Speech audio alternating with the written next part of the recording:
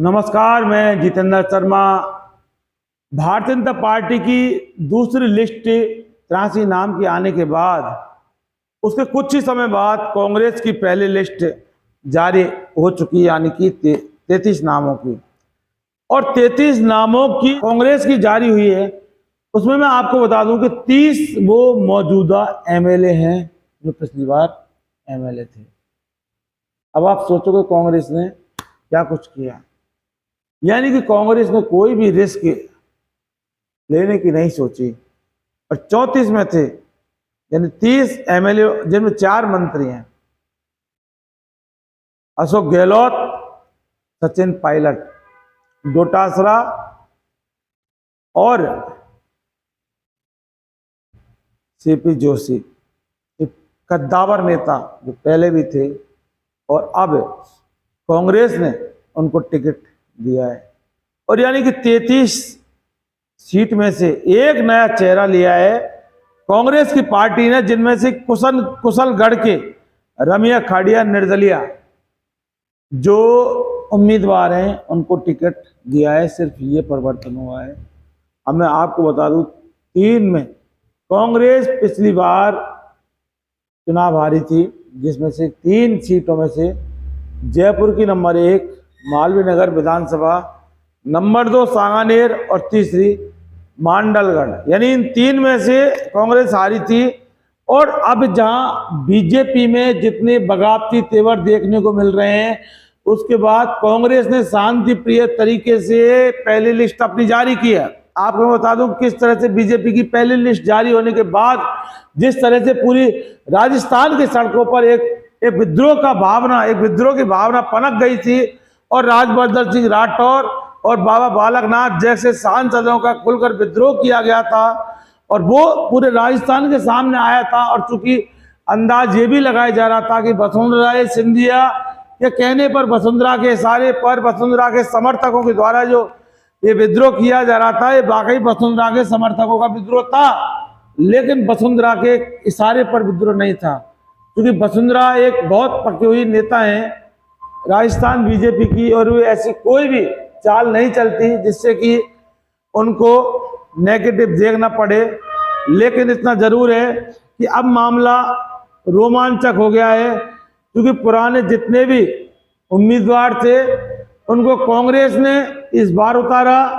कोई भी प्रकार की रिस्क कांग्रेस ने लेना नहीं समझी। लिस्ट आपके सामने स्क्रीन पर है। मात्र 33 उम्मीदवारों को कांग्रेस ने उतारा। मतलब साफ है कि कांग्रेस ने ऐसी कोई रिस्क नहीं ली जिससे कि चुनाव में उसको नेगेटिव असर देखने को मिला। बाकी की लिस्ट अब जारी होगी, इसकी औपचारिक कोई घोषणा कांग्रेस की तरफ से जारी नहीं हुई। लेकिन एक बात हम आपको बता देते हैं कि मुख्यमंत्री अशोक गहलोत और सचिन पायलट टोंक से वहीं से लड़ेंगे जहां पहले से लड़ते। सरदारपुरा जोधपुर से मुख्यमंत्री चुनाव लड़ेंगे। सीपी जोशी वहीं से लड़ेंगे जहां से उनको लड़ना था। और तमाम वही रिपीटेशन है, इसलिए ज़्यादा कुछ बताने की ज़रूरत नहीं है, सब आपको पता है।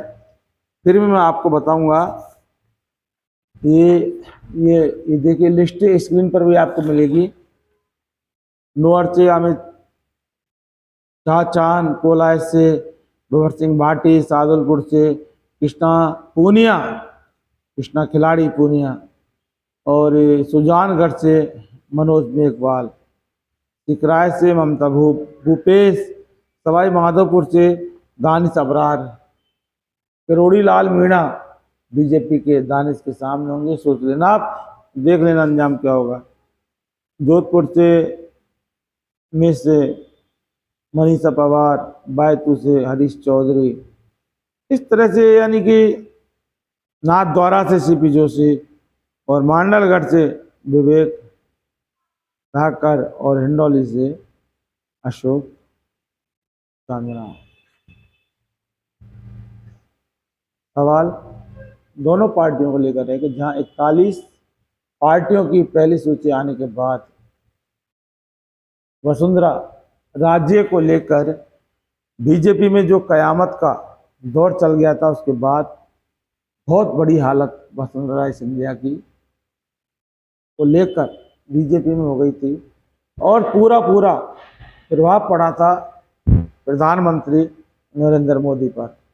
और यही कारण है कि विद्रोह इतना बढ़ गया कि राजस्थान में सिमटता दिखा नहीं और बीजेपी की हालत गंभीर होती देख अब प्रधानमंत्री नरेंद्र मोदी ने सेकंड लिस्ट में वसुंधरा राय सिंधिया का नाम डाल के उनके समर्थकों को नाम देकर ये साबित कर दिया कि वसुंधरा के आगे सरेंडर हो गई सरकार।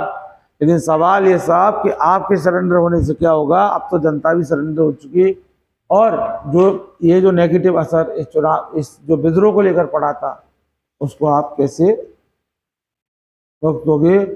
और ये जो लिस्ट जारी हुई है 33 नामों की, अभी देखने वाली बात यह है कि किस तरह से बैलेंस बनाएगी कांग्रेस सरकार, क्योंकि सीपी जोशी, अशोक गहलोत और सचिन पायलट को टिकट मिला है और चुनौती बहुत है साहब। अब बैलेंस किस तरह से कांग्रेस कर पाएगी और सेकंड लिस्ट आने का इंतजार है। सेकंड लिस्ट में कौन नाम होंगे, मुख्यमंत्री का चेहरा कौन होगा, अभी तक इस बारे में कोई घोषित कुछ भी नहीं हो पाया है। हालांकि आला कमान ने भी अपनी पहली लिस्ट जारी कर दी, जहां बीजेपी की पहली लिस्ट 41 के बाद 83 नामों की सेकंड लिस्ट जारी हुई।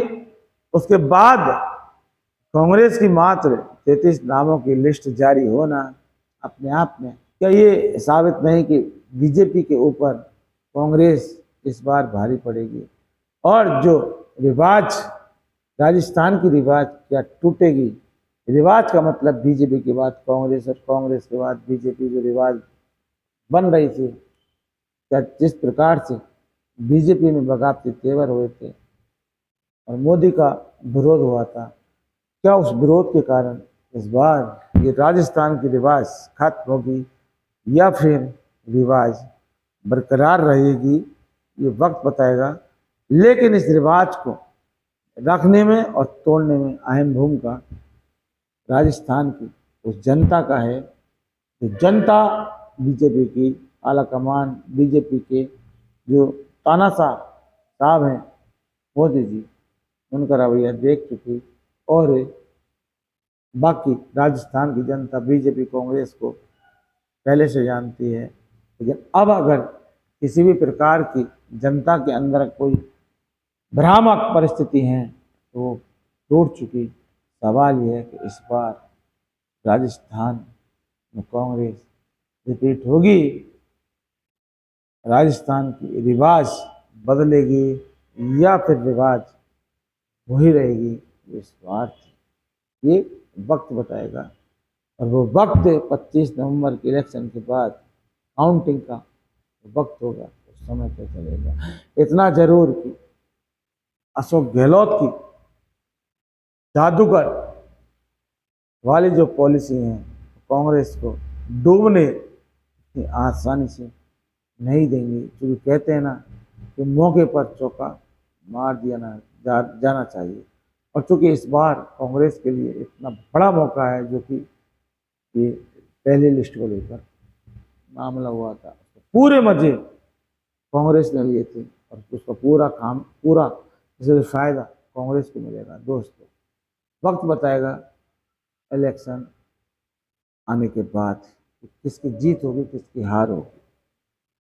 आपने अगर हमारा इन्वेस्टिगेशन मीडिया चैनल सब्सक्राइब नहीं किया तो फौरन कर लीजिए और नीचे बेल आइकन जैसी घंटे को जरूर दबाइए, जिससे कि हम लगातार आपको अपडेट करते रहें राजस्थान के इलेक्शन को। और दोस्तों, आप हमारा वीडियो देख रहे हैं, लेकिन आप अपने चित परिचित और दोस्तों सहयोगियों को भी आप हमारा ये वीडियो जरूर भेजें, जिससे कि वो भी हमारा वीडियो देख सकें और आगे भी शेयर कर सकें।